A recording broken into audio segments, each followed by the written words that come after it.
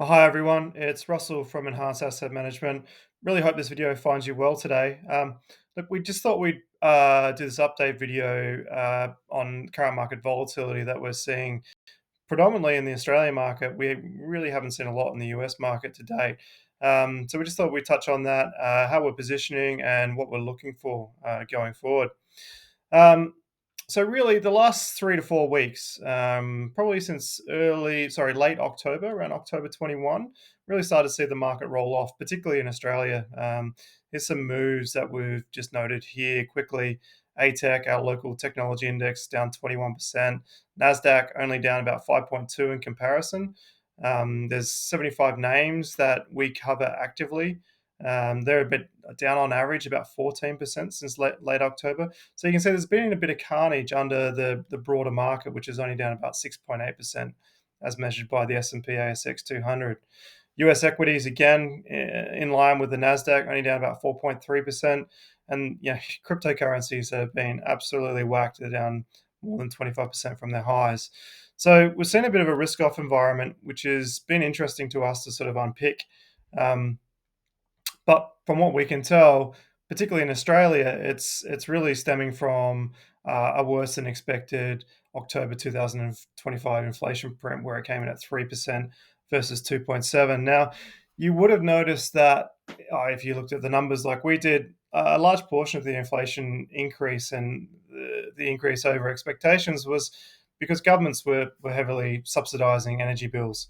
That largely rolled off, so the full brunt of energy price rises over the recent periods has come through, and that's led to a bit of a shock in the system. Now, up until then, the market had baked in another probably two interest rate cuts heading into the end of this financial year. They've literally been wiped out and quickly reversed, so we're not expecting to see anything meaningful in the way of interest rate cuts going forward. Now, of course, when you get interest rates backing up, that leads to a higher risk-free rate. And what we see happen in the markets is if you can get a higher return on bonds, for example, you're just not going to pay the same prices for listed equities, and that's something that's called PE compression, and it happens all the time. Only this move has been quite severe and in a very very short period of time. But what we're seeing in reporting season, we've seen in AGM season that we're currently going through, is we're seeing a lot of solid updates with companies reporting strong margins and strong outlooks. So it's not a corporate issue, it's not a business issue, it's not an economic issue. It literally is an inflation print with a reversal of interest rate expectations. Now, probably this is we've sort of lent to is that in the US market with the government shutdown, there's been very little economic data. So their market has literally been treading water during this correction that we've seen here.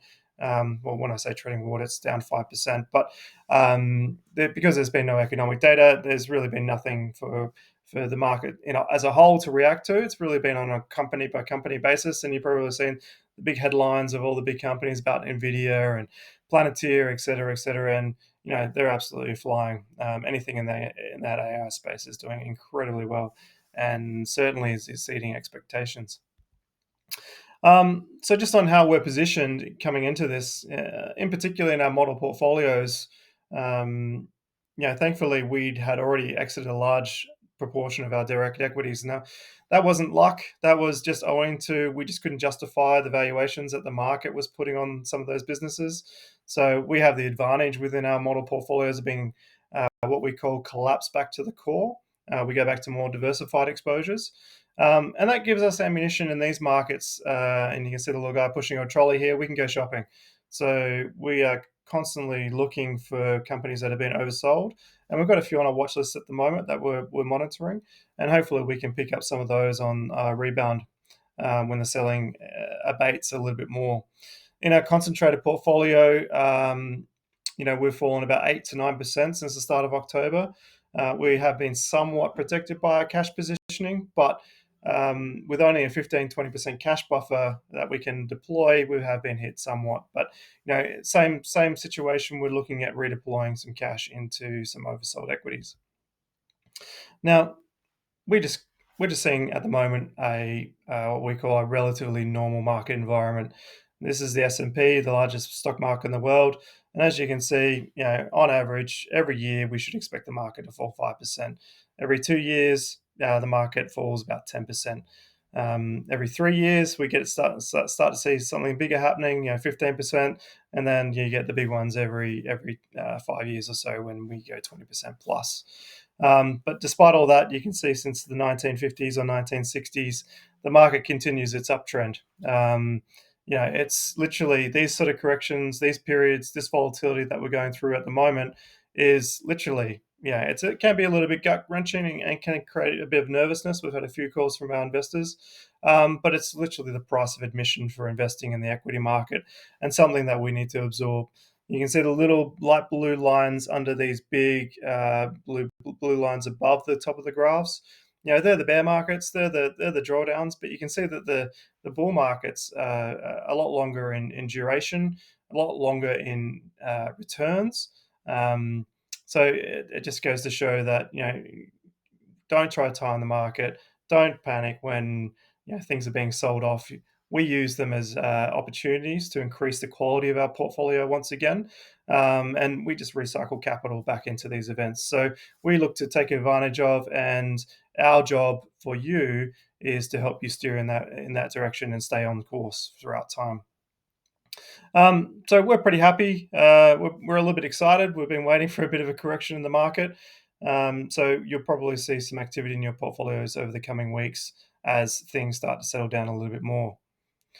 So that's all for us this week. All this is just general information. None of this is financial advice. Make sure you go visit our new website, enhancedinvest.com.au. Subscribe to the updates, and we'll be putting out more information as we go forward in time. But thank you for your time today. Again, I hope this video finds you well.